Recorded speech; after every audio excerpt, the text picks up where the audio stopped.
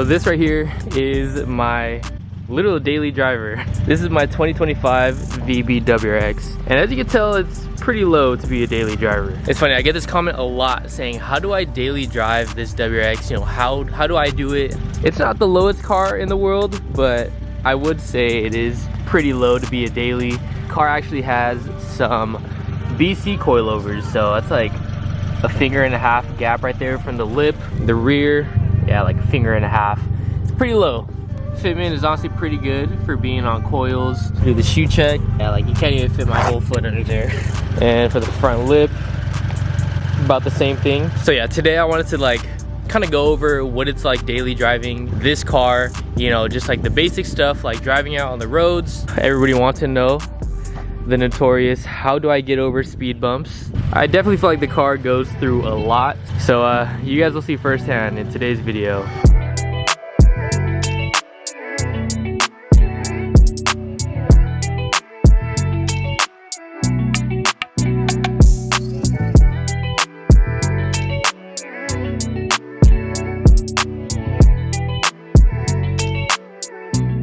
Speed bumps are one of those things where it's like you kind of just have to commit.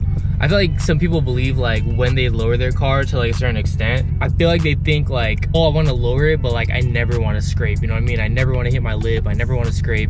But that's just like not realistic, you know what I mean? Every day you're gonna scrape on something if your car is lowered. So it's kind of like one of those things where you have to like accept that it's gonna happen, and it's just part of driving a lowered car. That's funny, this is like driving a lowered car 101. You have to kind of like just obviously angle, because when you turn your car, the front lip actually raises a little bit, interestingly. So you're gonna scrape.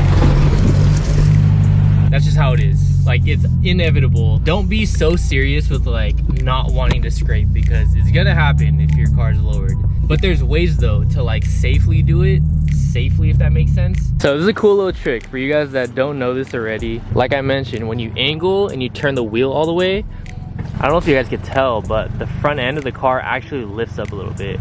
Now measure it. Look, there's way more space now compared to before. I could barely fit 4 fingers under. Whatever, inch or so makes a big difference. Pause.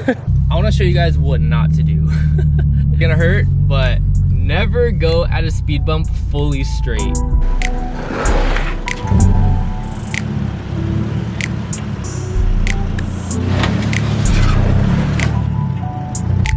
Okay, that wasn't as bad, but never do that.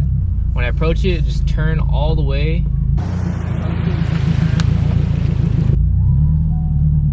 That way the front end lifts a little bit. Oh my gosh.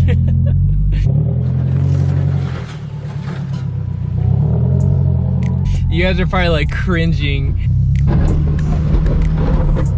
Some speed bumps vary, some are smaller. If you can visually see like, nah, that's a bad idea, then don't do it.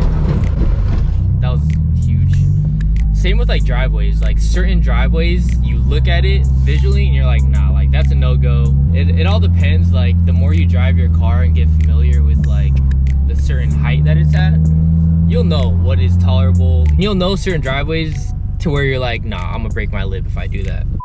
Now, one thing you'll rarely catch me doing, pretty much anybody who owns lowered cars, is pulling into a parking space forward. For me, it is one of the most terrifying things, because you can't see the curb in front of you. Typically, like anybody else with a modified car, we're always backing in, because 1, it looks cooler, and 2, you can see if you have like a reverse camera.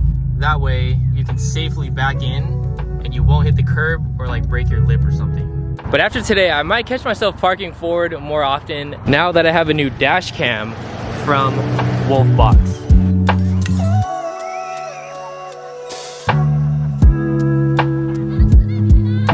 This right here is Wolfbox's G900 Tri-Pro dash cam. This dash cam includes 3 cameras, with 1 camera inside the car, a lower front camera mounted on the outside of your front bumper, as well as an outside rear-facing camera mounted to the back of your car. With all 3 cameras supporting HDR recording, these can clearly capture license plates during the day in low light situations. and even at nighttime. You can easily download driving footage to your phone anytime with their built-in Wi-Fi system. It's pretty cool because as you can see on the screen right here, you can easily flip through the front, the rear, or even the bumper camera to ensure a clear view of what exactly is around you while being in your car. Install is pretty straightforward. Plug it into the cigarette lighter, tuck the wires behind the interior plastic trim for both front and rear outside cameras, route the wires in the best way away from any hot components, pass it through the firewall to the interior. Again, tuck excess behind the rubber trim, but for the rear I mounted it next to the rear view camera, routed the wire to the front of the car, installed the dash cam over the OEM mirror, plugged it in, and you're ready to go. So yeah, if you want to unlock these benefits and have your car protected, hit that exclusive link down below. Use that discount code to save some money. Once again, thank you to Wolfbox for their amazing product. Let's get right back into today's video. So this driveway is actually pretty aggressive. This thing is very steep. So usually if I don't have enough angle, I go all the way furthest to the curb and then turn all the way. Angle, max angle, full lock. Boom, no scrape. Turn the wheel again to raise the car. Nothing. Butter, bro. Just like that. The more angle you have, the better, literally. Entering driveways is 100 times easier because you literally have like max angle. Like you're literally coming at it like parallel already. So it's so easy to leave. It's so easy to enter. A lot of the times, like the pavement for the sidewalk, and when it transitions into like the blacktop, like the street, so it's sometimes uneven. So those are terrible. That is like the #1 reason I break my lip and other people, is because when the pavement is uneven. This one is kind of like that. You guys can see on the dash cam. Max angle, and then turn all the way the other way to lift your car again. So every time you turn the wheel, your car lifts. Look at that. I don't think we scraped it all.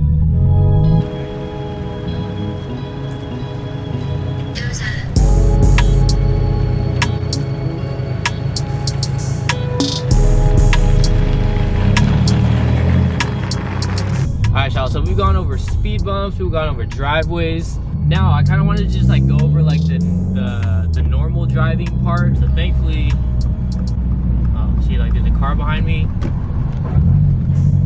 Like sketch, like those situations, like you kind of just have to send it in a way and just hope that you don't break your lip. Thankfully right there I didn't even scrape it all. But I just pretty much, it's kind of crazy, but I just pretty much be sending it through all these speed bumps because most of the time nobody really has a lot of time to be just like slowing down like that extensively, holding up traffic, this and that. So driving on public roads, you kind of, it's weird, but you kind of like subconsciously learn every little imperfection and like flaw on all the roads, you know what I mean? That's just like one of the habits you acquire from like driving a lowered car. You remember the smallest things in the road. Like here, for example, on this road that I'm on, like I know over there's like a big like manhole in the road on the left lane. If I'm in this area, I know I'm not gonna be driving on the left lane, you know what I mean? So I stay myself on the right. Certain shopping centers like over here, like I know the far one over there's a huge speed bump and the entrance is like really bad. I already know like I'm not gonna take that entrance, like I would rather go like on the back entrance. Stuff like that, like you just know and like learn, and it makes driving your car much easier because you're not just like driving like an airhead, hitting every freaking bump and pothole in the road, you know what I mean? So yeah, my final review of, you know, driving this car every day, it's not bad. It's literally not as bad as majority of people think. Yes, I do scrape, as you guys saw throughout this video, but that's just part of driving a lowered car. It's like skateboarding. Like, you're bound to fall, you're bound to get hurt. You're not gonna skateboard for years and just like not ever fall, you know what I mean? Like, it's gonna happen. Same thing with driving a lower car. Like, expect to scrape, expect to break a couple lips here and then. That's just part of the game, man. But I want to ask you guys a question. Comment down below, do you guys daily drive your lowered car, your stance car, whatever it is? Is it lower than this car? Is it higher? I'm kind of curious of what you guys drive out there. I think it's a vibe, you know. I love, like, even though it's like risky breaking parts, bro, I have a blast like driving my cars, you know what I mean? It's fun, you know. I get a lot of looks too. Like, this lady was looking at my car right now and she was like, what the heck is that? Alright, I'm gonna do this for you guys. I typically don't go this route because of this speed bump, but this is the reality right here, man. This is a really big speed bump too. There's a person right here too. They're gonna be like, what? Oh my gosh. Oh, dude, that sounded so bad. These people are looking like, what the fuck? Bro, that whole family, that family was like, what the heck? They probably thought I broke my car. All right, I think that's enough scraping, man. If you guys enjoyed this video, smash the like button. Oh my, dude, I did not know they put all these here. Oh, these are huge. Oh, dude, that was worse than the first one. But yeah, that's gonna do it for today's video. Smash the like button if you guys enjoyed this type of video. I could do other videos with like the other cars. I feel that'd be really cool. I could do like daily driving my wide body Mustang. That is like not your typical car. I cannot turn that thing. The wheels are way too big and I can't bring that thing through drive-throughs. So I feel like it'd be a really funny idea to like take it through a drive-through, like risk curbing my wheels. It would be freaking crazy. I could do a Mustang video. I could do a Corvette video, you know, like daily driving a camped Corvette, super loud. M3, that car is low too. So comment down below, be vocal guys. I'm curious to see what you guys want to see. Again, smash the like button. I risked my front lip, side skirts and everything for this video. Appreciate you guys for tuning in. And with all that being said, I hope you all have a good one today. Make it a good one. I'll catch you in the next one. Peace.